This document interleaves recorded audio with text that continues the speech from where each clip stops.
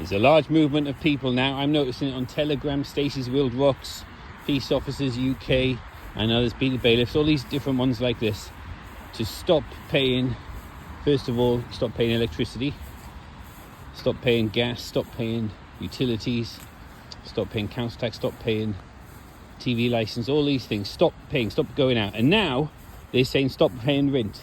I'm not endorsing it, I'm just commenting on it. I'm just reporting on this big movement. Stacey's World Rocks is getting loads of people now to just stop paying rent. What will happen?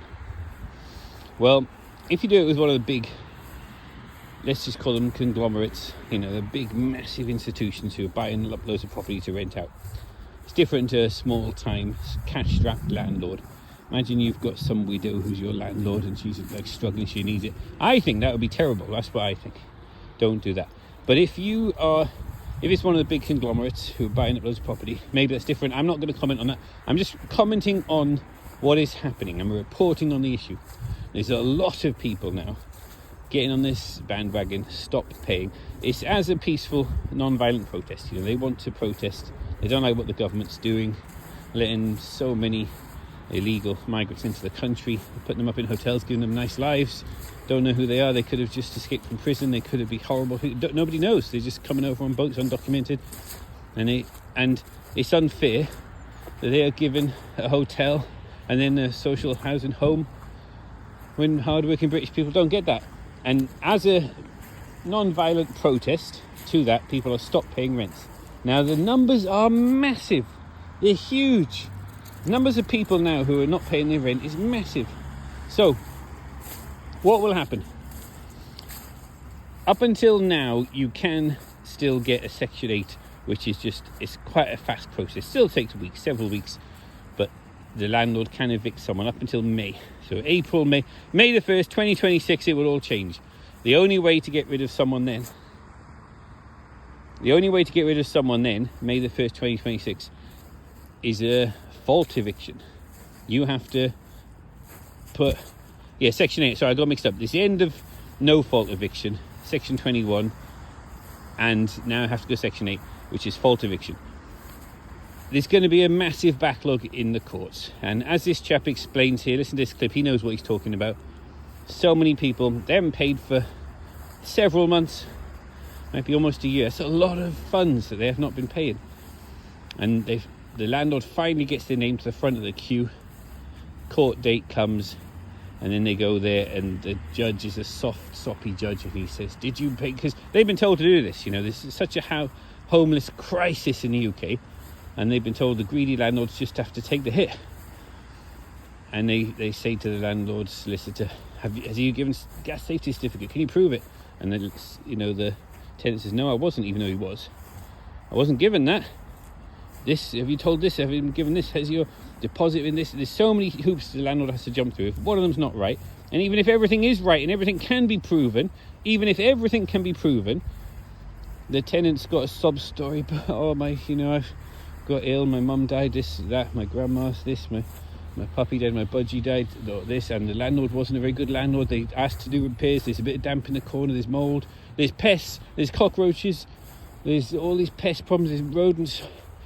And the judge, not a very good landlord. No, the case has been cast out. I have to start again.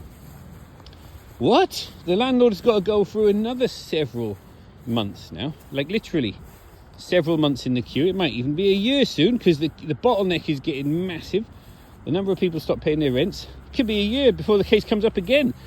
And then they could do the same thing again. So do you see the consequences of this are quite profound. There's a lot of people stopping paying their rent as a peaceful, non-violent protest. Don't like what the government's doing. And they can go years without paying rent. If your rent is £1,000 a month, it's £12,000 a year. Maybe 2 years, £24,000. It's a huge amount. The poor landlords, no wonder the landlords are all selling up en masse. A huge number of landlords want to sell, they want to get out. I understand it. I would if I was a landlord. I'd want to get out. I don't want to be involved in this. It's all in favour of the tenant. Everything's going against the landlord. Very hard to make a profit. And this is going to have massive consequences, because I think the whole system's going to fall apart. And I think the central planners know this. You're going to get loads of people essentially squatting in homes because they're not paying the landlord rent and they're squatting there, and the numbers are going to be huge. And they've got in mind it might be 2 years, maybe more, before they officially can get a, what's it called, an eviction order. The landlord gets bailiffs to come to evict the tenant. Now, nobody wants to do this job. It's the worst job in the world. It's usually ex-prison offenders, ex-cons get to be a bailiff, and they're under so many restrictions, things you can't do. They get into trouble if they use any force, any violence, any, you know, they it's all threat, it's all bluff. Come on, we've got to get you out, we're going to breach the door and all that. And they get buckets of toilets thrown on them, and they get horrible stuff like that, and they're not allowed to retaliate. And if they do, the tenant gets a huge payout, and that's happened a lot because these are ex-cons, not very good self-control.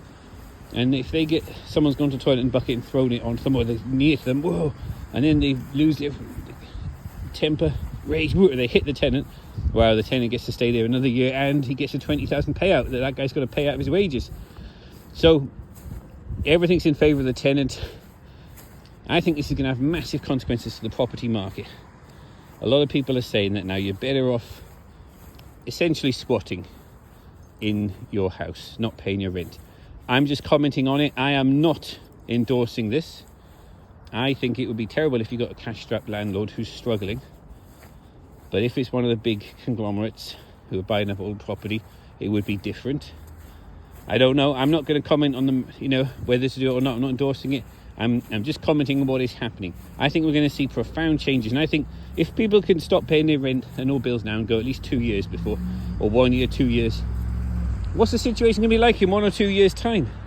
It's going to be catastrophic. Listen to what this chap says. We all know what it's like. Maybe you wait 6-8 months to get into court. They're all clogged up at the moment. Then you get there and you get some soppy judge who's more like a social worker looking at your paperwork, seeing if all the well, let's see this document, give me that document, and let's see this, and did you give them the gas safety check, did you inform them that all this sort of stuff, and they find one thing wrong, they throw the case out, even though the people are not paying rent. And of course they'll go in with a sob story. Well, he didn't do any repairs and it's damp in the corner. You know, the fact is damp is probably they don't open the bathroom window. Anyway, that's my little